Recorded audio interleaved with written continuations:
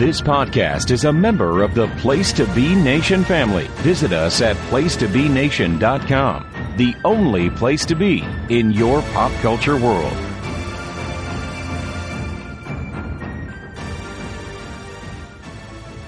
PlayStation Pop Experience Season 1 of Loki is behind us, and we're here to break down that very interesting season finale. Talk about where it could go, where it's going to affect the MCU.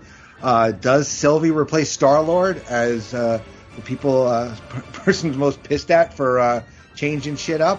Who knows? Anyway, I am Andy Atherton, part of the crew here at Pop Goes to the Couch, and we are going to break down Season 1, Episode 6, For All Times, Always.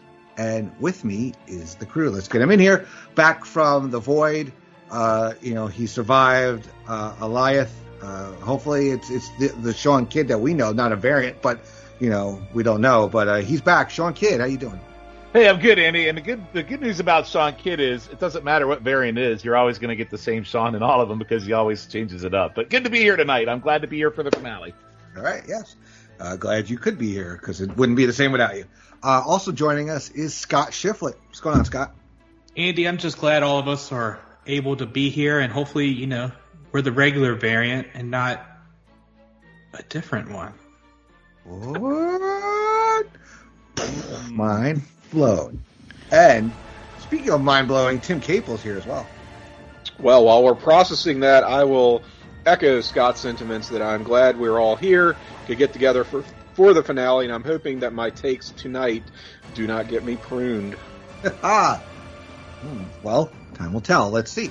So, this started off pretty great. Shawn, though, before we get going, you weren't on the last episode. What were your thoughts going into the finale based on what you saw in episode 5? All right, initially, I got main roster angry. It reminded me of Lost a little bit with the whole smoke monster, and I felt like they were kind of like in that, I guess, the void or whatever you call it, reminded me of Lost, where all the dead people were kind of like waiting to go off. So I had a lot of Lost feels in it, but I did enjoy it. I did enjoy the variant Lokis. I thought it was a strong episode that leads us into what we're going into tonight. So definitely better than I thought some of the prior episodes were. I thought it set up nicely to what we're going to see in this episode tonight. So if I had seen this episode, if I'd known this episode we got tonight was going to be directly coming out of what we saw the last episode, I thought it was kind of a nice 1-2 punch, if that makes sense. Yeah, it does. Kind of just leads right into the other. All right, so let's start off with this episode. Loki and Sylvie stand at a castle on the planetoid beyond the void. They approach the main doors, and Sylvie asks Loki if he thinks it's a bad idea if she kicks them in. He says that he doesn't think that, and if he asks if Sylvie is okay when she hesitates, Sylvie tells him that she needs a moment and that she's been waiting for this moment for her entire life and just needs a minute to get her head straight. The doors open. Loki and Sylvie go in. There's a vast hallway, and as they start to go down, Miss Minutes appears before them. She welcomes them to the Citadel at the end of time and says that he who remains is impressed. The AI says that he created all and controls all at the end of time. He wants to offer Loki and Sylvie a deal and has worked out so he can insert them back into the timeline in a way that won't disrupt things. Miss Minutes says that the TVA can keep doing its vital work, and Loki and Sylvie can live the lives that they've always wanted. Loki will be allowed to win against the Avengers, kill Thanos, and gain the Infinity Gauntlet and rule Asgard. Sylvie would have a lifetime of happy memories and the two Lokis together. Miss Manners assures them that he can make it work and they can have it all together. Sylvie said that it's a fiction, and Loki insists that they write their own destinies. Miss Manners wishes them good luck, disappears, and Loki and Sylvie continue on. So this was kind of we saw Miss Minutes try making the turn. I think she's full heel here, at least acting in the stead of he who remains. Shawn, what do you think of the beginning of this episode? Yeah, Miss Minutes a little creepy here. You know what I liked about this opening? It shows us the growth of Loki, maybe both Lokis, but Loki was always in a position of where he wanted to win and beating the Avengers, getting the throne of Asgard. The Infinity Gauntlet was everything he ever wanted in life. And he's in a different place now because of this series and possibly meeting Sylvie where, you know what? No, I'm going to do the right thing at this point. I'm not going to be selfish and get what I want finally. I want to see this thing through. I want the TVA to go away, and I want to meet the person that's in charge of all this. So for me, I thought this is a pretty pivotal Loki moment in terms of character growth. That's how I viewed it. But I liked it. I thought it was a pretty solid opening. All right, Scott. Yeah, I really enjoyed like the Miss Minutes thing that Tim alluded to last episode is 100% right with, her working not for the TVA, but for, he who remains. And like Shawn said with Loki, like we had seen the character growth through all the movies and everything. But with this show, like, his quote unquote character growth got sent back to square one. And to see how much he's grown is just amazing. All right, Tim. Yeah, I sort of like the subdued nature of this opening where they're like, oh, should we kick the doors in? And you're kind of expecting this big dramatic moment, and it's not at all. And I also wonder how many people bit on Miss Minutes turning up here is kind of like, oh, is this really all it is? Like, is she really the one behind all the, like, is there, in a way they did a kind of stealth swerve, I feel like, by inserting Miss Minutes into the opening minutes of this episode, but she gives us that name drop of He Who Remains, which is certainly an incredibly deep cut from the comics. I mean, we're talking like mid-70s Thor comics. Associated with the TVA, but who really saw that coming? I don't think we got a lot of fan theories or comic.book articles on He Who Remains. So intrigued, to say the least, here. All right. One thing I failed to mention as I have the episode on, what'd you guys think of that Marvel open there with all the different quotes? Like, what was going through your head when you heard that? Any thoughts? Oh, yeah.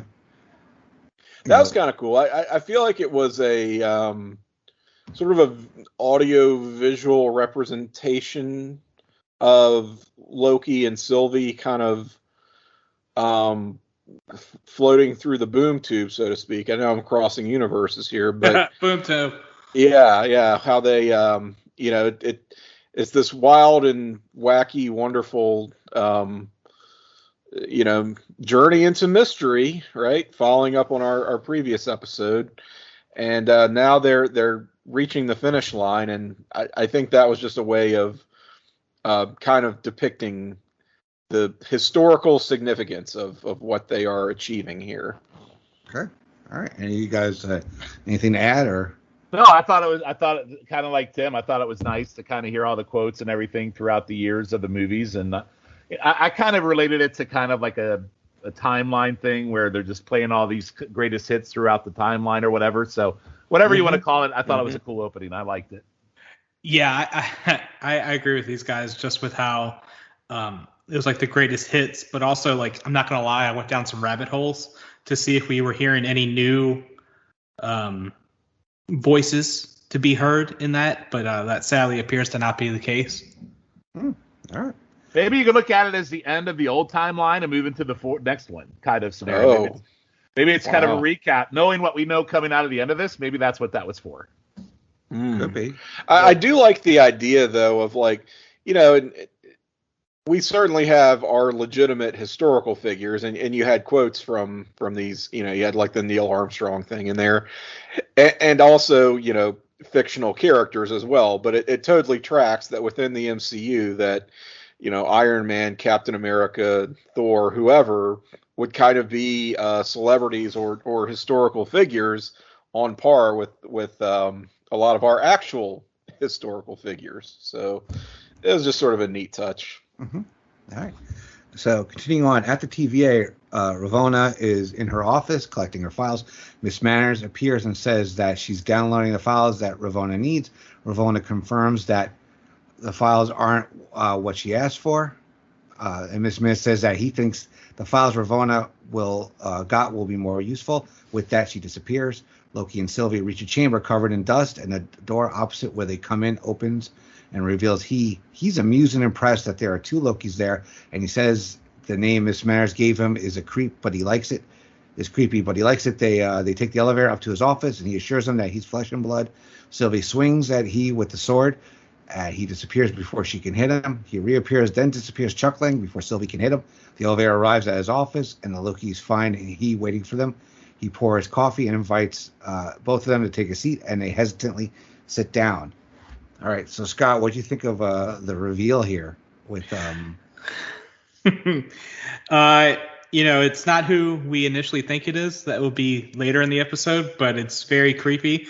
I knew exactly where it was from the beginning because I already had known that Jonathan Majors had been cast as Kang in Ant-Man Quantumania, but they do a nice little twist here with, as we'll get to, with him being one of the variants. And the other thing is with Ravonna, because we don't see much of her in this episode. I thought we would meet her doom in this episode, but that's not the case. But it's interesting to see where what happens with these files, because spoiler alert, that really isn't followed up with anymore in this episode. So it's like a dangling plot line for season 2. Mm-hmm. All right, Tim.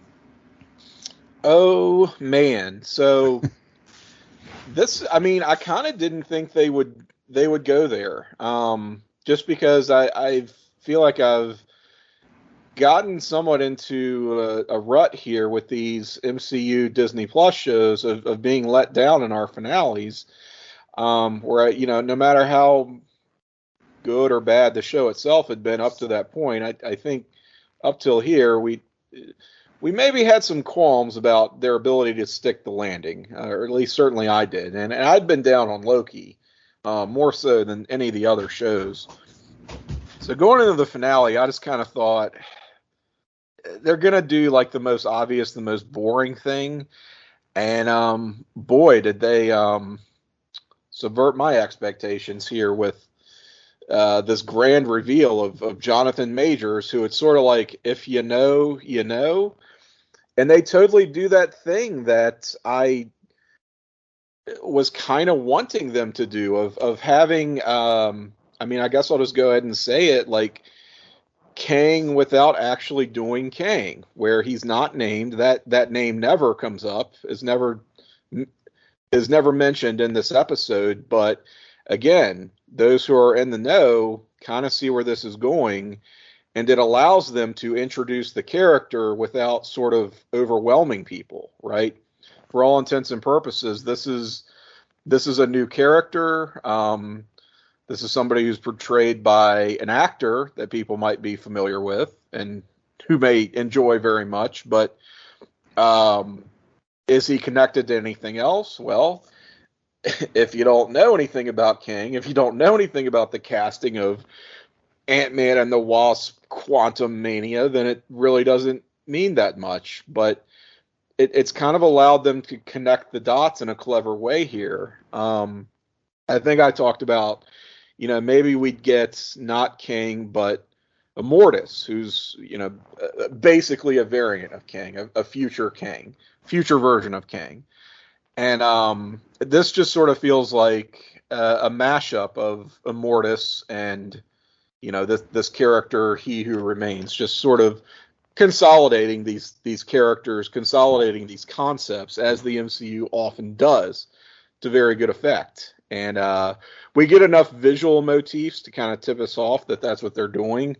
Certainly the purple cloak very much evokes Immortus, but he's sort of Kang, he's sort of Immortus in appearance, if not name. And that's sort of good enough for me. I was on board with this. All right, Shawn. Yeah, I'm like with Tim. I was pleasantly surprised at this outcome because, like Tim said, other Marvel shows we got, especially WandaVision, we're like, we're gonna get this big grand reveal. It's gonna be Mephisto, and then okay, all right, we got a little Winter Soldier. We're like, all right. So I thought for sure, I thought maybe Miss Minutes was behind it. It was gonna be some kind of a variant Loki. I think we brought up could be behind this, and I was really surprised. And I love the way they did it, like Tim said, with the He Who Remains, and not necessarily coming out and calling him Kang and that he's a variant. I thought that was fantastic. And I thought it was nice to get a nice little swerve here from Marvel on something that they've done a nice job of dragging this along and teasing us. And I was really happy to get this payoff. I really, really did like it. And as far as Ravonna, I really don't care where she goes. Get the hell off my TV. I hope she never comes back because I don't like her. I'm sure that's not the last we'll see of her. I'm sure we will again. But yeah, I really enjoyed this. I thought I thought Majors was really, really good in the part as well. I know we're going to hear more about what he does and what he says, but I thought he was great. My wife, when she watched it, was like, well, he's not really impressive as a villain. And I go, oh, you wait. And then they kind of play it out that he's the variant. And there's much more evil ones out there, which, kind of gets the juices flowing a little bit for the future. So yeah, definitely good stuff. All right. Mobius enters Ravonna's office, and she figures that if anyone could make it back from the void, it would be Mobius. She says that she pruned Mobius because she couldn't let him get in the way of her mission, and says that it can't be for nothing. Ravonna calls in a hunter, and Mobius tells her that it won't work now that they know her secret. Mobius's former friend wonders what he's done. In Fremont, Ohio in 2018, hunters pursue B-15 through a school. B-15 goes into an office, and a hunter corners her. She tells him that he has to listen to her, but he refuses. The principal, whose office, comes in and wonders what's going on. She looks just like Ravonna, and B-15 tells the hunter that the principal isn't Ravonna, and they have a lot to talk about. So we get really what happens with Ravonna with a little bit of her backstory. Tim, what do you think of this short little part here? Okay, I didn't entirely understand this scene at first, and it's because I had forgotten the detail that I came up with that. I found that on that one episode we were recording, and I was watching it, and I did that deep dive on that high school. Yeah. Well, my problem was not so much the high school, not so much Ravonna as the principal, but I had sort of forgotten that the TVA agents didn't know that they were all variants, which is a pretty big detail to forget, I'll grant you. Yeah. But in my defense, I don't know that the show really emphasized or underlined that point as hard as they maybe could have or should have. But from what I gather, this was basically just B-15 leading her colleagues on this little jaunt into the past to show them, hey, look, here's our boss, but it's not our boss. She's just a random principal lady, so guess what? Point proven, we're all variants. How do you feel about that? And we sort of leave it at that. This is another setup for season 2, it feels like. We don't really get a proper follow-up here. And as far as Ravonna's departure earlier, I mean, we know that, well, some of us know that she is basically Kang's girlfriend in the comics. And he who remains is giving her information via Miss Minutes that he believes she will find to be much more of interest than what she actually requested. So they're kind of basically passing notes in class, it feels like, these two characters. And I imagine they're going to hook up and come together in the second season. And much like the Gatekeeper and the Keymaster and Ghostbusters, that is going to be very, very bad. So we're going to have to monitor that for the sake of all existence heading into Loki season 2. But I gather that unfortunately for Shawn, we have not seen the last of Ravonna, and she remains dedicated to the cause, and she's going to have a real big lady boner for He Who Remains / Kang / Immortus, whoever, because that is the only person who seems to actually possess free will within the multiverse and imposes that will across the multiverse. And she wants to get in on that action, right? Mm-hmm. Yeah. Shawn? Yeah, I mean, kind of the same. I know we're going to see her again, obviously, because I am one of the ones that know that is his girlfriend. But I just haven't liked the character this season. I guess that's meant not to like her. I guess that's the whole point of it. But, yeah, I mean, simple. And then, also to Tim's point, Hunter B-15 takes him back to the high school just to kind of show the guards, prove to them, hey, that, she's a variant and we're all variants, and try to prove a point. And again, like Tim said, it is a dangling plot line to go into season 2. So not much to the scene, wasn't followed up on. And in the grand scheme of things of this finale, didn't really add anything, I would say, to the end of the finale, at least. Mm-hmm. Yeah, well, we get Ravonna a little bit more in the episode. Yeah. But Scott, what do you think of this short scene? Yeah, just what the other guy said, like the big scene with the high school, and we see Ravonna was a principal, and I guess she went there to visit her other variant. That's why the pen was there. It's basically going to be a follow up with the second season. Mm-hmm. All right. So Loki tells that he's lost, and Sylvie comes at he teleports out of reach of Sylvie and takes out a script of what they said and done and will do after assuring them that he knows that they don't kill him, and he has programmed his temp pad with that knowledge. He says that he knows everything they've done and that he paved the road so that they would get where they are. He shows them more pages saying that there's only one way it can go. When Sylvie wonders why they're there, he says it's all about the journey. Loki figures that it's a manipulation, and he finds it interesting that Loki would consider it manipulation. He asks Sylvie if she trusts Loki or that she thinks she could trust anyone at all. Ravonna, back at the TVA, Ravonna insists to Mobius that the TVA is a necessary lie, and she believes whoever created TVA had a reason. She insists that they have to prune the timeline to prevent chaos and that only the person in charge has free will. Mobius accuses Ravonna of betraying him. Ravonna tells him that he betrayed her. He turned to the variants, throwing away their friendship. Ravonna creates a portal and says that she's doing what she has to do. Mobius turns on his pruning rod, and Ravonna tells him that he's no longer a danger to her. He stabs at her, and Ravonna blocks his blow, disarms him, and kicks him to the floor. Mobius tells Ravonna to prune him. She deactivates the rod instead, grabs her bag, and tells Mobius that she's going in search of free will and leaves through the portal. All right, so Shawn, this is where Ravonna kind of makes her exit till season 2, or who knows? She could show up somewhere else. I don't know where, but that's I think we might. I mean, I'm sure she'll show up in later. I'm trying to figure out what the timeline. When does the Ant-Man movie come out? Oh, 2022. All right, but maybe we could. But 23, isn't it? Yeah, 23. Oh, sorry, yeah. But we might see her in the multiverse movie with Doctor Strange, because if Kang's part of that, which I assume he's going to be, and I know he said they're the main villain in Ant-Man, but I just don't know how that plays out where he's the main villain in Ant-Man and we don't see him again till then. I don't know if that makes any sense to me, but yeah, I'm sure there's a bigger, larger story at play for her, and that might just play out in the next season, and I might be overthinking it, but. She did punk out Mobius a little bit there, I thought, at the end, where she just kind of treated him like a bitch and just swatted him down and then left. But, yeah, I mean, nice scene. She's on her way. Probably sets up another thread for season 2, I guess. Yeah, sorry, excuse me. Oh, my God. Are you okay, Andy? Yeah. I gotta stop drinking. Frog Thor did a run in. Chris Hemsworth making an appearance. I must be full. Sorry. Scott, go ahead. Yeah, the scene where like Loki and Sylvie seeing that everything's been written out for them, like Loki believes it, Loki thinks it's a manipulation, and Sylvie just doesn't trust like anyone. It appears their relationship is framed in front of our eyes, which is kind of sad. With the Ravonna thing, Mobius gets jobbed out here pretty quick.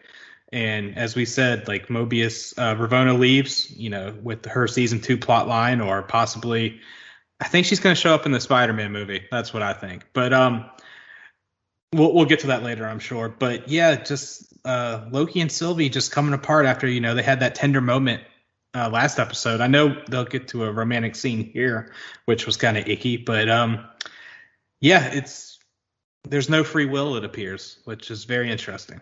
Yeah. Tim?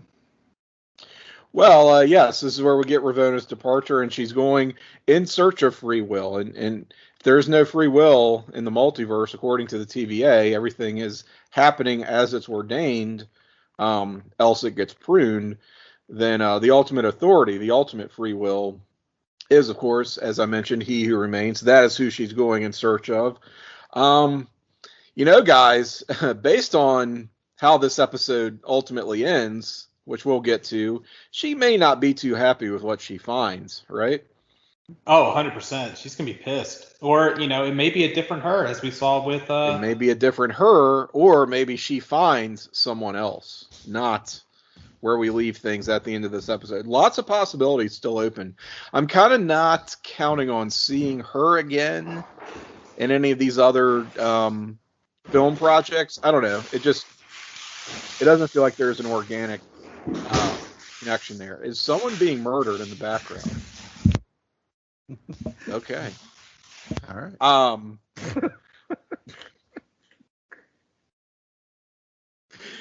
And I don't know that we'll see her again until maybe the next season of Loki, but that's okay.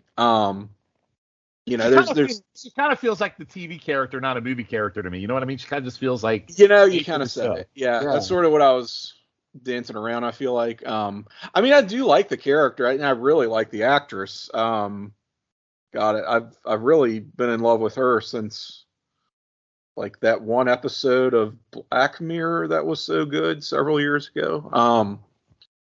But anyway, yeah, she does feel more like a TV character, really.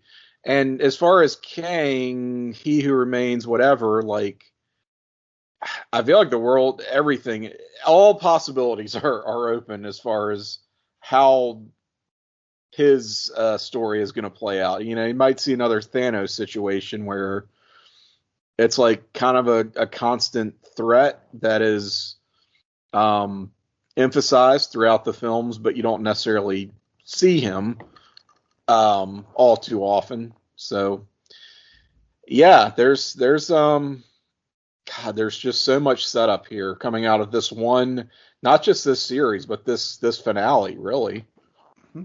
Yeah, and Jonathan Majors is just chewing up the scenery. He just has so much fun, and he's going to. I'll have more to say on that certainly once. He definitely hits his groove here. Yeah, yeah, basically hits the ground running. Like from like, he doesn't need to ramp up. He's there. I mean, although probably might have to play some variants differently. I guess I don't know, depending on. But he hooked me right away. Like yeah. Immediately, within the first minute of him being on the screen, I was like, oh, he's going to be really good in this role. I really liked him. Yeah. All right. So back in the Citadel, he admits that his methods are deceptive, but without the TVA, everything burns. Loki asks what he is afraid of, and he says that he is afraid of himself. Sylvie wonders who he is, and he tells him that it's not as simple as a name. He explains that a variant of himself once lived in the 31st century and discovered that there were other versions. Others, he learned the same thing, made contact for a while. There was peace as they shared technology and knowledge. Some he's weren't so pure of heart and became conquerors. Each variant fought to preserve his universe and annihilate the others. The first variant encountered a creature capable to consume time and space, Alioth. He weaponized Alioth and ended the multiversal war, isolated their timeline, and prevented any other branches by creating the TVA. He said he keeps them safe, and if they want to see evil, then they should meet his variants. Their host tells them that something worse will replace him if they dispose of him, and the TVA is the only scenario that works. Sylvie suggests that he is a liar and he tells him that if they kill him, they'll have to deal with an infinite number of variants, or they run the place. Loki wonders why he would give up being in control. He says that he's tired and older than he looks, and he says the game is for the young and hungry, and the persons best suited to take his place are Loki and Sylvie. They could take over and return to the TVA as benevolent rulers. Sylvie accuses him of treating people as pawns, and he says that it was practical, not personal. When she tells him that it was personal to her, he calls her a murderer and a hypocrite, and that they're all villains. He says now that they can do horrific things for a good reason. Thunder rumbles and lights dim. He says that they just crossed the threshold. He says that he doesn't know how everything is going to go, and they've reached a point where his knowledge of the future ends. Outside, the timeline starts branching. So this is a lot to take in. Scott, what do you think of this part with the reveal of all the variants and the variant war, I guess? So if there was any doubt of him not being a Kang variant, the 31st century was a dead ringer with the comics. I personally think the way he explained the other multiverses and why we haven't seen anything else and now we may see stuff was actually pretty easy to get. I'm not sure how the others feel on this, but I felt like they went a very rudimentary way of saying that. And it's weird that he wants to get out and he wants to give them all to Loki and Sylvie. And then we're starting to see, I loved like how he was acting and he's like, oh, I don't know what's going to happen now. And it was just great. It was like, it felt like, the way Majors was acting was that he was just toying with them and they didn't know what to believe, which makes this so much better. This is like, I've enjoyed the season more than I believe Shawn and Tim has, but I think this was like the best 20-minute stretch of the season so far. All right. Tim.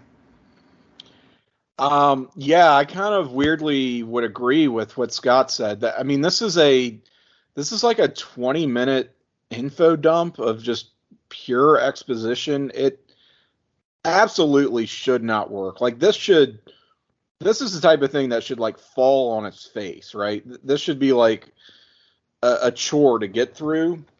But this is where I want to talk about Jonathan Majors' performance, because he makes it so palatable. Like, he walks right up to that edge of really overacting and becoming obnoxious, but he kind of knows where the line is and not to step over in a way that, you know, it's very captivating. It's still very watchable. You're glued to the screen watching his performance, but you're not turned off by it at the same time. It doesn't go so over the top that you can no longer pay attention to what he's saying, the information he's conveying. And that's got to go against, you know, your instincts as an actor. I can't say I have any instincts as an actor, but I just imagine that handed this to work with, you would be like, okay, so play to the cheap seats, right? That's probably the best way to do this, but he's got to get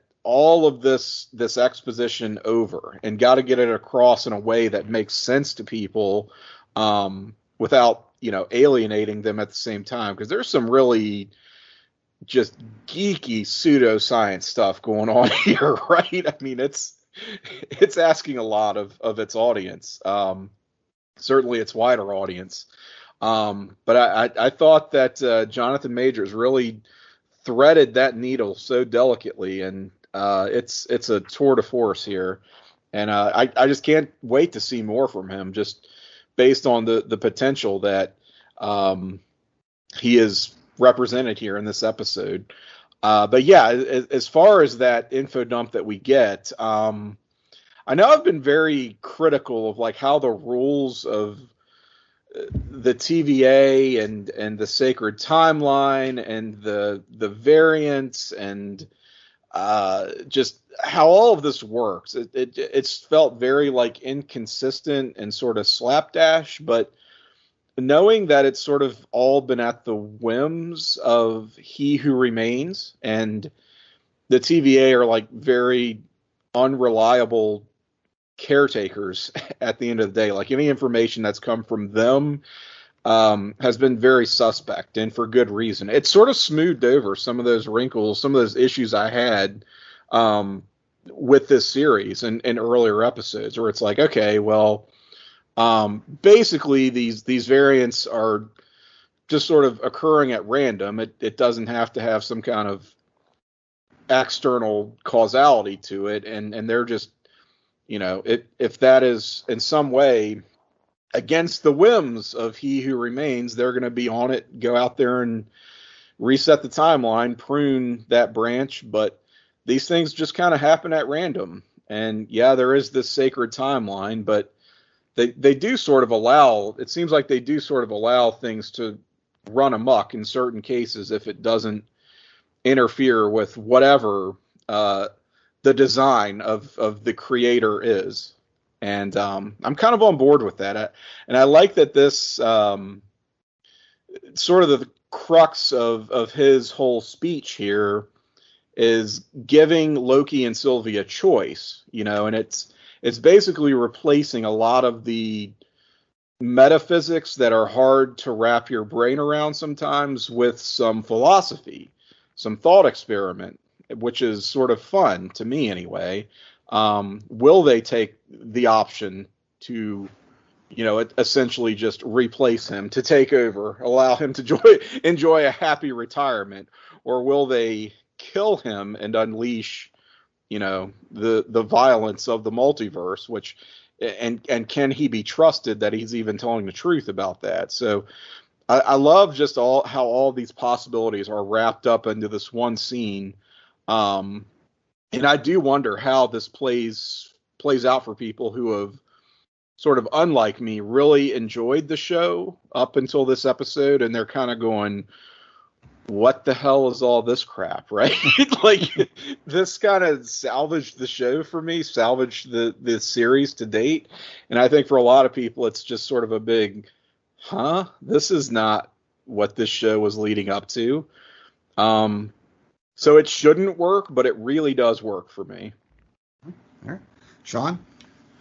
You know, I've been very critical about, and probably vocal about, my hate for time travel and all the other bullshit, because in comics, It gets very convoluted and confusing. And I think Tim said it well.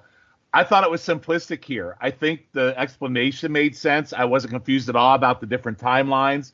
I thought the story of the variant Kangs or variants that he's talking about were fantastic. And I think the other thing I really liked, it gives Jonathan Majors potential. I guess that's his name, Jonathan Majors. Gives him potential to play different variants of this character he's in now. And we could see multiple different ones that he gets to play, which he had me captivated. Like his whole story, like Tim said, it shouldn't have worked. But the whole story, the way he owned the screen, the way he just carried it, it was captivating. And again, I can't wait to see more of him, and I can't wait to see what he does with this character in different stages of who the character is. I think he's going to be really good at this.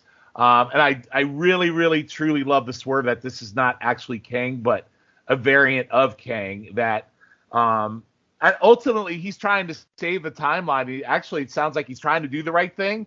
But at the same time, he's kind of riding that edge of, we're all villains. I'm not a good guy. He just kind of rides that line a little bit. I love it. But yeah, I'm a big, big fan of this casting, and he totally captivated the screen for me for these 20 minutes. And to Tim's point, it should not have worked, but it did, and I thought it was fantastic. Yeah. Mm-hmm. Yeah, his delivery of these lines and everything, it just shows that his range of an actor and what we're going to see from this guy and going forward is going to be incredible to watch. But it also, for me personally, what it did, it makes me not worried that we're going to get into a whole bunch of time travel bullshit and it's going to suck, because he made it it made it very clear and easy to understand from a movie standpoint that if you don't read comics, you're still going to understand what's happening. And for me, I like that. Mm-hmm. Yeah. Just to jump in there, I think we've both kind of harped on the fact or the opinion in previous episodes that Kang is like a big time player who sucks as a character. Like he just really is a shit character. Mm-hmm. In my mind, like there's just not been really many good Kang stories, at least from the comics. But because I remember, sorry to cut you off, Tim. I asked you guys, I was like, what Kang comic should I read? And Sean's response was, oh, you've already seen it with the Loki show. Yeah. Yep. I think I had a few half-hearted suggestions.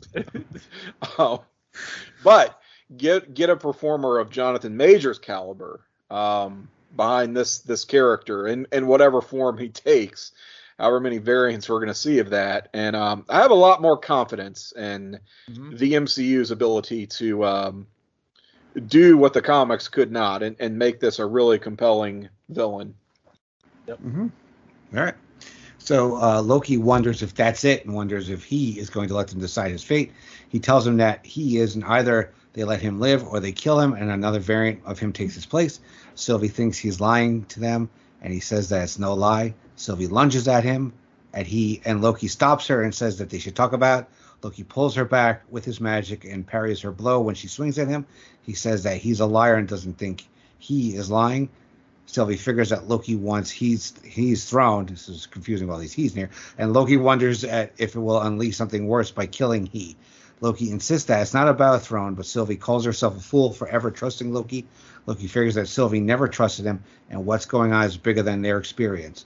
When Sylvie wonders why they're not seeing it the same way, Loki tells her that she can trust him, and he can't be trusted. Loki wants to wait, and Sylvie attacks him with his sword, and he defends himself. Sylvie tells Loki to kill her and take his throne, then kicks him when he refuses. They continue fighting, and Loki teleports in front of her blade and drops his own sword as she prepares to kill he.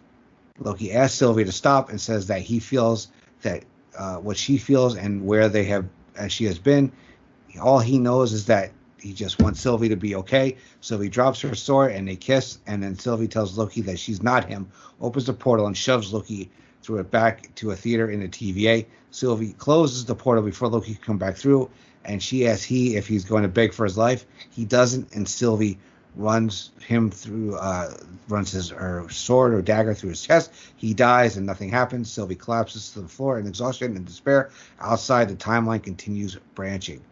All right, Tim, there was a lot going on with two Lokis there. What do you make of this part? Okay, so when I say that this shouldn't work, this whole sequence, and in a lot of ways, this entire episode, it shouldn't work, this is where I feel like you can make the argument that it doesn't work, because it really kind of takes the focus off of Loki / the Lokis, if you want to consider Sylvie a co-lead at this point, which I think is kind of deserved. They are faced with having to make this decision here. Yes, Loki is like still our protagonist, but they're kind of given very little to do, right?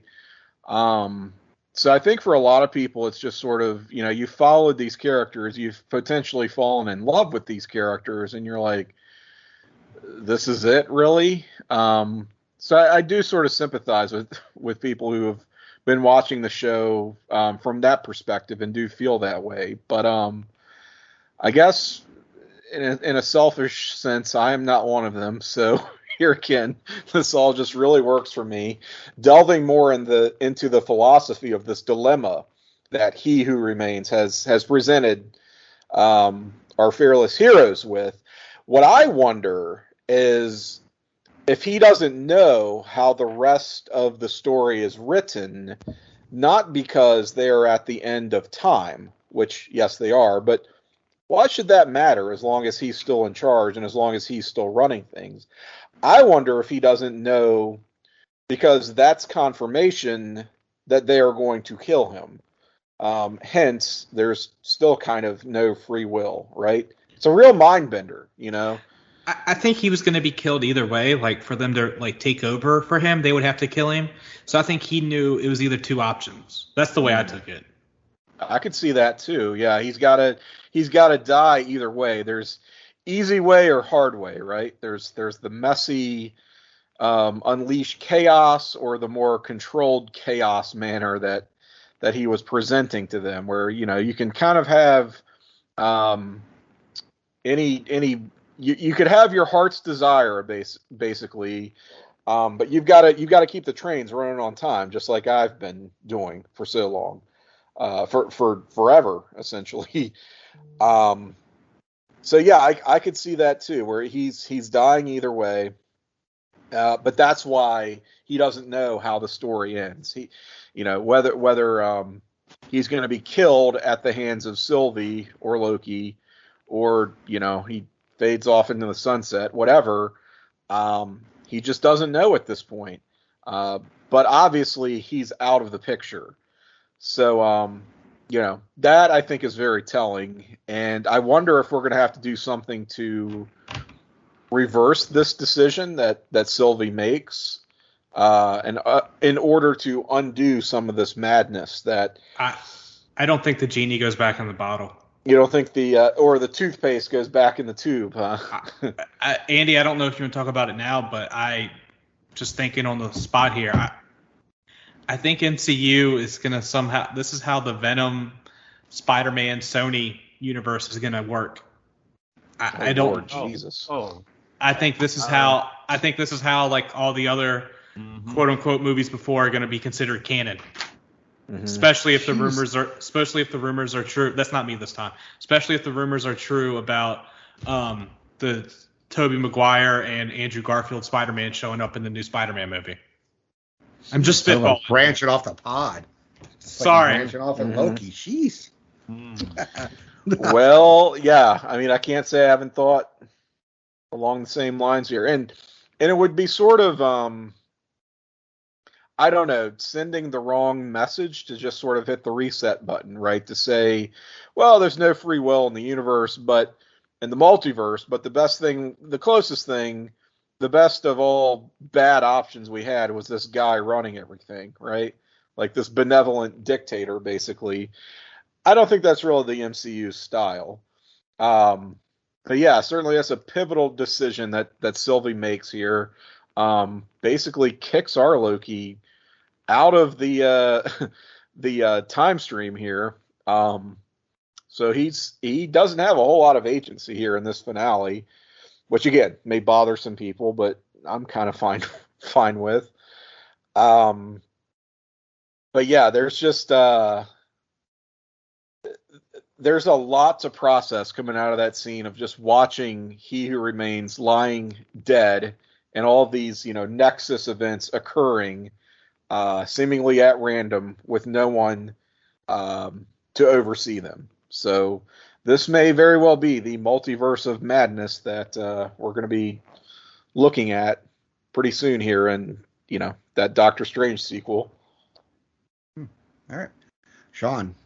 Yeah, I 100% believe this is leading to the multiverse. I agree with Scott on the Spider-Man stuff. I also believe, whether we want it to be or not, this is how they're going to introduce the X-Men and Fantastic Four. I think this is going to bridge off from all of this. And that's where I will stop watching. It's good. And I knew Tim was going to say that because I think when we talked about this early on and we said, this multiverse, this is how they're going to bring all these other people in, you were like, that would be the easiest way to do it, and I would hate it, and I would quit watching. And unfortunately, Tim, I think that's what's going to happen. Well, here's my thing. I would be fine if they use it as a way of acknowledging, here's these other X-Men movies where some shit happened. Like, we'll just call that a multiverse at this point. If you want to give that a nod, I'm cool with it. But if they're trying to use that as a backdoor into, this is how we do mutants now. They're from a multiverse. It's like, yeah, it really misses the entire point and the entire appeal. I can't see them misfiring that badly on one of their core concepts, but Tim, it could all be a swerve too. Like they would expect us to think that's what they're going to do, and then Marvel to do what it does best is swerve us too. But I do think that some kind of ramification of what comes out of this is going to lead to all that coming together at some point based on what we see coming out of this. I really do. It's just, I guess my whole thing is there's no need to do that in order to introduce mutants into the MCU. Like, you could have multiversal variants of whatever they end up doing, but there's no need to say, the only way that we can have X-Men and all the X-Men characters is if they come in from another universe. It's like, well, no, not really. You can just do them in the same universe we've always followed. I agree with you 100%. I just don't think that's the way they're going to do it. And I could be totally wrong. But and also, speaking of this, isn't Kang's name Nathaniel Richards? Is he like a distant relative of Reed? Maybe this is how we get Fantastic Four. Well, they've been real cagey about it in the comics. Like the third Summers brother? Come on. Don't give me that kind of catnip now. Either way, he's either a descendant of Reed's father, whose name is Nathaniel Richards. So literally they have the same name. Not the same character, but they do share the same name. Reed's dad is a time traveler, so it's kind of like do the math. Or he may just be a descendant of Reed himself, many years into the future. The fact that, Kang hails from the 31st century gives you a lot of leeway there, a lot of rope. But yeah, in some form or fashion, he is definitely connected to the Richards family. Some would say even connected to the Von Doom family. There was some. Shawn, you might want to help me out. Wasn't there some suggestion way early Marvel Comics that Kang was maybe a future Doctor Doom? Correct. Yes. Oh Jesus. Yes. But yeah, but again, this is what comics do. They get overcomplicated. I'm praying that Marvel doesn't do this to us in the movies. But one thing I will add, and I'm sorry to burst your bubble about that, Tim, but I really do think that's where it's going to go. And I won't die. I won't die on that cross. I'm just saying that's what it's looking like. The other thing I would say is this whole setup of this series was Loki is always potentially a loser making the wrong decisions, right? And I feel like Sophie making the decision to kill Kang or this very He Who Remains is just classic Loki making the wrong decision. And once again, causing a bunch of chaos. So it's not like her making that decision really is out of the realm of what a Loki would do. So that's kind of my point with that as well. In the same way that it's kind of Loki's fault that Thanos happened, right? Correct. So they constantly I mean, make the wrong decision, and now it's just the variant Loki making the wrong decision while the other Loki tries to talk her out of it. it's kind of Loki's fault that Ultron was Yeah, unleashed, right? That's exactly. So it just kind of runs the theme of what Loki's do, and I think it's pretty cool. Like if this episode ends up, and Andy, then I'll go back to you. Sorry, if this ends up with the timelines being split and everything going to the multiverse based on this episode of this series, then this made the Loki series and all the Disney Plus series. This made it for me because this is really something you have to watch to understand what's going to happen in the movies, and that's really what I've been dying to see in one of these TV series, and I feel like I finally got it. So Agreed. All right, Andy. All right. Scott. Oh, I'm just gonna pass to Scott, who keeps jumping the line. God damn it. I know I'm the worst. I will say, sorry, Andy. I didn't even think last episode I started asking Tim questions, taking your job. I'm sorry, man. I like it. I'm gonna have to put you in timeout one of these days. I love it. I actually didn't. It's not on the format, Andy. I know. If it's not on the format, God damn it, you can't say it. Sorry, it just popped in my head. It's like another co-host of ours in the background taking my just you do everything. You do the whole job. Go ahead. It's all yours now. Doesn't work. Doesn't work for me, brother. Scott over here like Goldberg not cooperating for the power bomb here. Not going up, brother. Not in the contract. I enjoyed the fight scene. Damn it. I enjoyed the fight scene. I think I might be the only one. Did not want that kiss, as I've already said my issues with that. But it was a fun little fight scene, and Loki was willing to sacrifice his life for Sylvie, which shows how much character growth we've gotten out of him in 6 episodes since all the character growth was done before. I just want to get to the end and talk about what the hell we think is going on. So, Andy, didn't you already do that?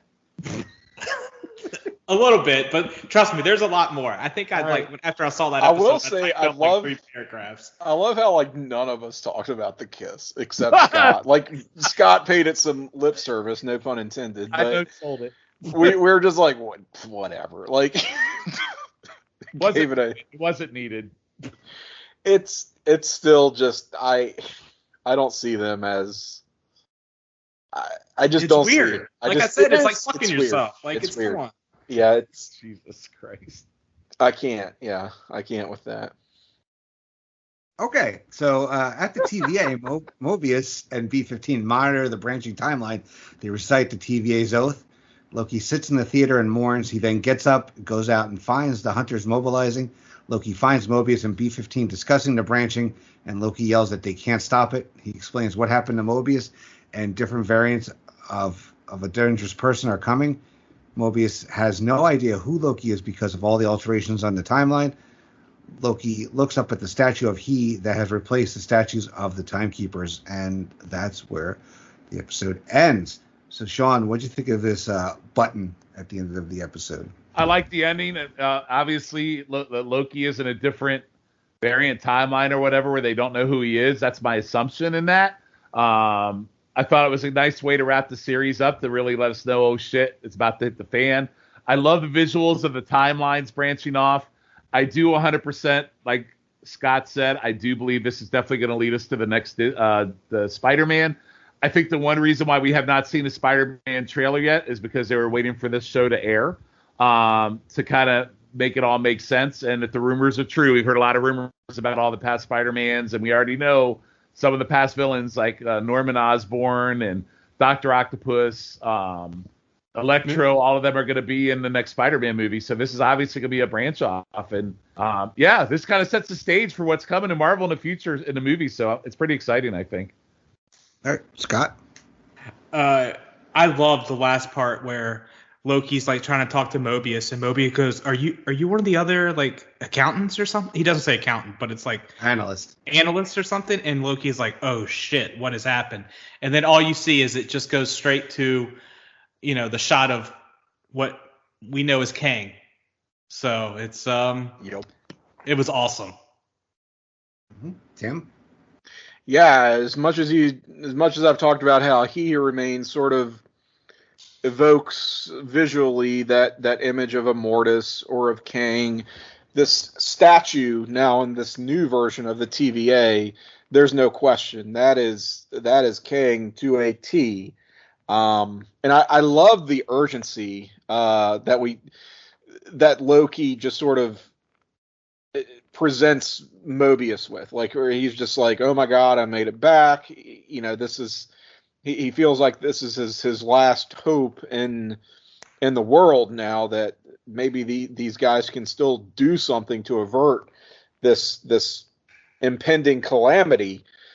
And Mobius is like, who are you? And Loki is talking about how, he saw the ultimate, the man behind the curtain, and he was terrifying. He used that word, terrifying. And it reminded me a lot of, I guess how Thanos was set up in Infinity War, where you had Banner basically being sent to the Sanctum Sanctorum, and is, greeting Tony and Doctor Strange with that same urgency, right? And they're all just kind of in the dark. So that's where we leave things here. And Shawn, you sort of answered a question I was going to ask. So do we think this is just a variant TVA, like he's been shunted back to another? I do, yes. See, I was more of the impression that it was almost like because He Who Remains was killed, whoever took his place as he foretold, basically. We haven't seen that person yet. Obviously, it's going to be very scary once that reveal does come. I think that person basically created a different version of the TVA. This is like a reset, that they've pressed the reset button from the very beginning, from the inception of the TVA's creation.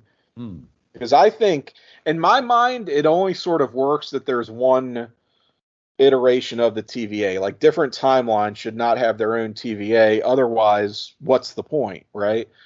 So what you're saying, it's a reset kind of. It's a reset. I could buy that too. I could buy that.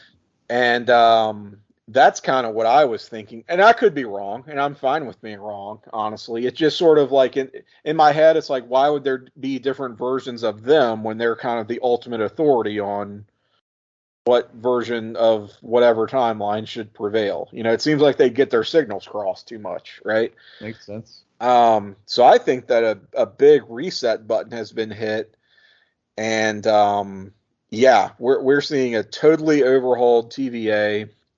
We're going to be following a lot of the same characters. Hell, we might see another version of Ravonna who did not split and go looking for her future boyfriend Kang, right?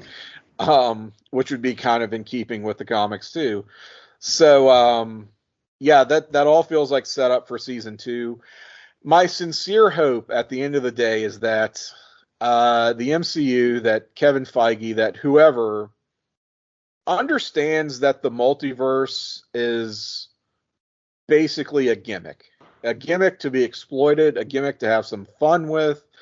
Let's use like this next Spider-Man movie to play in that sandbox, by all means. Doctor Strange also, but let's not lean on it maybe too heavily and become dependent on this. You know what I mean?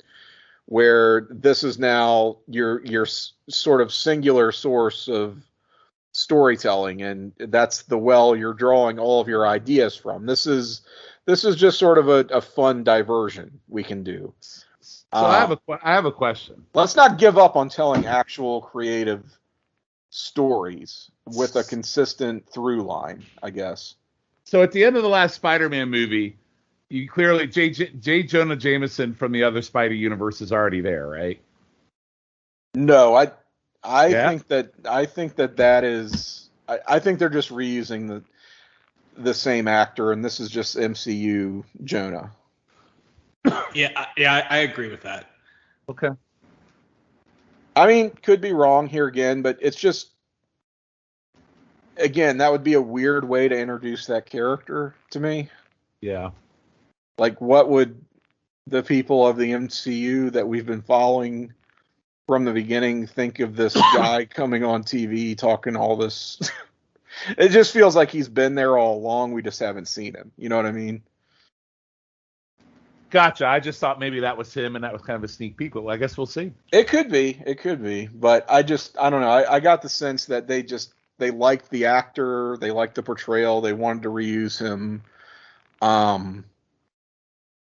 And he's just being the concept is different in that he's more of like an Alex Jones kind of figure in the MCU now.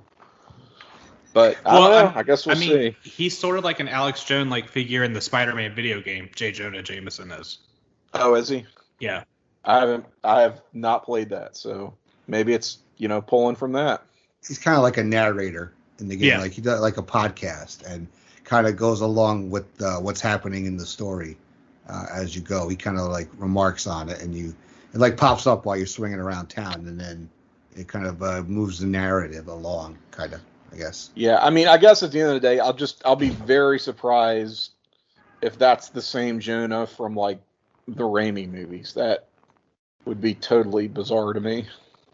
All right, so where does you guys talk about where this could go? Well, let's see what we have in front of us. We have Shang-Chi in September. We have the Eternals in November, and we have Spider-Man. I forgot the subtitle for this one. Is in December, but we have 2 more series apparently this year. No Way Home. No Way Home. That's it. No Way Home. So they haven't announced though officially when these series are going to take place or when they're going to be on Disney Plus. We have Miss Marvel, which I'm thinking is going to get wedged sometime between Shang-Chi and the Eternals. Like I'm thinking like October we'll see that one, and then we have Hawkeye coming up, which Black Widow has obviously led into somewhat, and that I think is going to come in. I don't know. There's not going to be a lot of time between the Eternals and Spider-Man, so I'm thinking maybe it like comes out like a week or 2 after Spider-Man, or maybe like Black Widow came out like while Loki was going on. Maybe Hawkeye, runs concurrent with Spider-Man. It all depends on if anything affects anything. So, Scott, what do you think we're going to see in the MCU? I think Shang-Chi is, what could that lead us to? Who knows? Like, what do you think is going to happen coming up? I think it's going to be the Eternals, as they said like, their big tagline is. To be honest, I haven't been blown away with any of the Eternal bullshit, but with them saying like what's causing them to act now, and it's the multiverse coming. They didn't blink an eye when Thanos snapped away half the world, half of everything. But now they're coming together. What do you think is coming together? A multiverse of people and different multiverses and everything. So they got to come together and fight that. It wouldn't surprise me.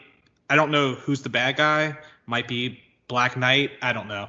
But it wouldn't surprise me if King maybe popped up at the end. I think he's going to be for maybe phase 4 and 5, the big bad. So you think we'll see different variants of he showing up at times? Tim. And sorry, but also What If? I think that's the reason why we get What If is because all these multiverses. Right. Yeah, we know we've got What If next. Those are those like canon to the story that we're getting, or like I think they could be. I kind of don't understand. Again, maybe that's where I think, like I said, that the MCU realizes that the multiverse is a gimmick that is ripe for potential that they're going to exploit. It doesn't have to have not everything they do within the multiverse has to have these major long-term consequences, right? A lot of this stuff can be very throwaway, can be very just like, here's a peek at something that could have been. Here's a what if, which I think is what we're going to see. We know that's dropping next, right? August 11th. August. Okay, so that's how many episodes? They said. Have they said how many episodes? We're getting him that. Don't know. I want to say 11, but I'll verify that. Oh wow, that'd be pretty generous. So after that, I think the next show we'll see is going to be Hawkeye, just to kind of ride those tailwinds. Is that the right term of Black Widow? It's 10 episodes, Tim. 10 episodes. Okay, still pretty good. I mean, that's not bad for an animated series. Yeah. And then Miss Marvel is supposed to be the next series after that, I think. Is it? Yeah. And that feels early. That feels early for that. I guess I could be wrong, but don't forget, you guys. Star Wars shows are coming back, right? So whether it's Mandalorian or Book of Fett, that's going to be the same. Yeah, isn't that like they're not going to do that at the same time as Marvel stuff? It's all Wednesday, these drops, right? I think you'll see. Yeah, I don't think they're going to put a Marvel and a Star Wars same time. Like you'll see. I can't imagine. I mean, you'll see we've had Marvel and Mighty Ducks go at the same time because those are kind of. I mean, I'm sure there's crossover, but not in the same genre. I mean, we had the Monsters at Work show, which I think is really funny. If you're a Monsters Inc. fan, watch that. Has dropped the last couple of weeks as well on Wednesdays. But yeah, I can't see them doing two franchise, I guess we'll say. Right. I think it'll happen eventually because we'll get to a point where there's like too much content, but we're just not really there yet. Mm-hmm. At least in this year. So I think we're just going to run out of Wednesdays ultimately. So whether, Miss Marvel, Hawkeye, something's getting pushed into next year. So, I don't think Hawkeye would have a lot of multiverse type stuff wrapped into it. Eternals, maybe. We don't know what the plot to Eternals is going to be. Eternals. You talk about Scott. You mentioned Black Knight. He's going to be in the movie. Like, I think a lot of people have been wondering why the hell is he in that movie, other than there is a comics association with the character Cersei, who's an Eternal. Which that storyline, that one particular storyline, had some very multiversal consequences. So, Sean, are we getting the Gatherers? Are we getting Proctor in Eternals? I don't know. I'm not really high on I haven't liked the trailers, so I'm kind of like in limbo. Like Shang-Chi, I'm excited for, but I really don't see. I think I'm excited for it because of the karate element. I saw the second trailer in the theater. I liked it. I don't know where this is all going to go. I don't know how Shang-Chi goes into this. I don't know how the Eternals go into this. Hawkeye, I feel like, comes directly out of Black Widow. So the only ones I really feel like right now that I feel like something will come out of what we've seen is Doctor Strange and Spider-Man. So just those are the only two that I see anything of the multiverse that I know are potential there. I don't know how the other ones would play into it at this point. Maybe they'll surprise me. And that would be fine because think about, we got Thanos teased at the end of Avengers, which was phase 1. I'll do it myself. Yes. But not paid off until phase 3. So you figure we're just in phase 4 now. If Kang is not paid off until, goodness, phase 6, would that be outside of, the norm here for the MCU? Not really. Yeah. I don't know. So if I'd be okay if it was just those two movies and everything else was on its own, but I kind of feel like that's where it's at. I feel like there's dangling like different threads going on, but maybe there's a larger story at play. I guess you got to figure. You guys got to remember, even within the overall Infinity Saga, you had a ton of just standalone movies that had nothing to do with Infinity Stones or Thanos or anything. Yeah, even Iron Man 3. You got that. Even in like the lead up to Infinity War, it was like, no, we're not dealing with it. Yeah, Iron Man 3, like Falcon and Winter Soldier. Black Panther. So yeah, I mean, Black Panther, Civil War, some of the best movies just had nothing to do with the overall saga. Yep.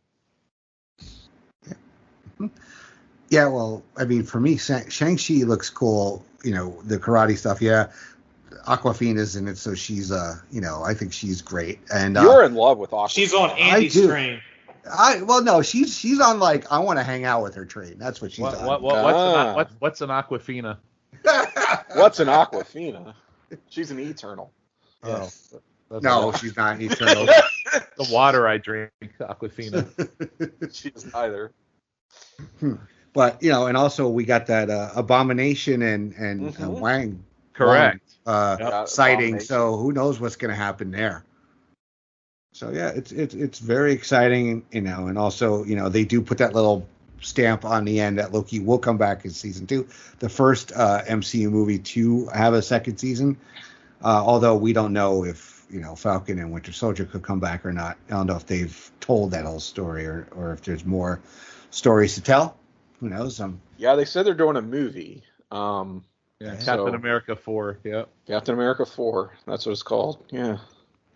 All right, so lots to look forward to on MCU where, and we'll be here to break it down. We'll talk about the movies on Pop Goes the Movies when those come out, as well as a series that, you'll have the 4 of us here. We could do What If. We're still in the discussion phase on that, as well as, there's other series, streaming series that we may want to chat about as well. But we'll just stay tuned to the feed and the website and the Facebook page, and we'll let you know. So since this is a season finale, we get to do plugs. So talk about where you can be found, what's going on, social medias. We'll start with you, Shawn. What do you got? At NWA Crack Roll on Twitter. I will plug the other podcast on this feed that I do with Shifflett, Battlestar in the 25th Century, where we live watch Buck Rogers and Battlestar Galactica for the late 70s. He's my student as we walk along through that. And you can find me on numerous other pods on the wrestling feed and another pod on the North-South feed that I do with Matt Souza looking at current day Impact. So that's where you can find me. All right. Scott? Yes, Shawn mentioned that. I do Blockbuster Rewind with Eric Eels and yourself, Andy, and on the wrestling feed, PTB and YouTube Roulette with aforementioned Shawn, Logan, and Jake Williams. And I can be found on Twitter at Scott_Shifflett. All right, Tim. Look, subscribe to our sister feed, Place Me Nation Wrestling. I've got a pair of shows over there. Those are PTB, NXT, and Talkin' WCW. I also want to give a shout out to our sister from another mister, the North-South Connection podcast network as well, where I have some presence there, doing the 9021 No-So. Had to stop and pause and make sure I said that correctly. A new podcast with myself and JT Rosero. We've got a guest, hopefully every episode. Some episodes may be guestless, but just going chronologically through the OG classic Beverly Hills 90210. Get in on the action now while it's still early. We're just pulling in on episode 5 of season 1, if you can believe it, going back to 1990. A lot of fun stuff there. This is a real passion project of certainly JT and myself. But we go through categories, we go through characters, just have a lot of fun with that podcast. So that's sort of the newest project you can find from me, something I'm having a ton of fun with. And I'd be remiss in not mentioning the Jenny position as well, the podcast network curated by our friend, my frequent podcast partner, Jennifer Smith. So I have a number of shows over there, but if you want more MCU content, check out The Journey Through Infinity. That's myself, Jenny, the aforementioned JT Rosero, and Scott Criscolo. Another Chrono Watch podcast, I guess, because we're going through chronologically in order all of the films of the MCU. And our most recent edition of that was talking about Spider-Man Homecoming, I do believe. Yep. Thought we did a pretty good job there. So figure we're quite some ways along, more than halfway through all the films to date that we've seen in the MCU. So do check that out if you're a fan. We're going to keep it going for as long as they're making these movies, I assume. So we're going to try to stay on top of it. We'll probably get to a point of lapping them, in terms of these release schedules as we catch up. But do check that out, The Journey Through Infinity on the Jenny Position. And follow me on social media. I am at Cyke68, CYKE68 on Twitter. All right, that should do it for me. All right. So as for me, I have since I kind of run this place, I have a lot of shows here on this feed. I'm making Mount Rushmore, which maybe going from bi-weekly to monthly. We'll be checking that out. So stay tuned for that. Pop Goes the Movies pops up whenever we have a new movie to talk about. We have also Year in Pop. That's about every 6 weeks. That's myself and Scott Criscolo. We have a new guest. In the last episode was Shawn and Peter Winson. So look for 91 to come out probably around the end of the summer. We also have, for me, Trivia Night's over. So I hope you, if you didn't listen, go back and listen to the entire season. It was a fun one. We have also Pop Goes the Classics Disney. That is the Disney retrospective series. The next episode is Robin Hood. That will be coming out probably sometime next week, as well as the most sensational, inspirational, celebrational, Muppetational podcast. Miranda and I ran into some scheduling issues, so we're hoping to get episode 4 out to your very ears soon. As well as Laughing Theater will be back soon with new watches and a brand new podcast series, Blockbuster Rewatch, which I will be doing partially at times. Will be just pods. At other times, will be on Stream Lounge. And part of that podcast series, I'm going to do a rewatch of all the MCU films, starting with 2008's Iron Man. And if you're listening to this episode the day it drops, which is Wednesday afternoon, join us tonight on Stream Lounge at 9 p.m. Eastern Time. That is myself and our very own Tim Capel. The two of us will be live watching Iron Man, and you could watch along with us and comment. And you can, in a little chat feature they have on the Stream Lounge, interact with us. If you have questions, comments, we will answer them. We will react to you. So, yeah, be part of it. It's interactive. That's what we love about this, the Stream Lounge. And I've done one. I did Pirates of the Caribbean, Curse of Black Pearl with Miranda. That was a lot of fun. This is Tim's first time giving it a try. So I expect it to be a great time, though. And if you can't be with us tonight, if you're listening to this again, day it drops, it'll be up there for you to watch at any time. Just go to Stream Lounge and look for Tim under Cyke68, as well as myself as Blockbuster Rewatch. I have a couple of names on there, but I've tried to keep, Laughing Theater and Blockbuster Rewatch separate, since they are kind of different genres of movies. So check that out, and we hope a lot of people like it. So yeah, I'm going to be doing the entire MCU with all different guests, co-hosts. So check that out, and they'll all be released later on as pods in audio only form, if that is your listening preference. So I want to thank all you gentlemen once again for getting together and doing yet another season/series of Disney Plus Marvel here, and I look forward to our next one, whichever that may be, whether it is What If it is Miss Marvel, if it is Hawkeye, who knows what else we have out there. But if it's streaming and it's something in the nerd geek culture, we will be breaking it down on Pop Goes to the Couch. For Shawn Kidd, Scott Shifflett, and Tim Capel, I am Andy Atherton. Thank you for joining us for Loki, and we'll check you out on the next series. Take care.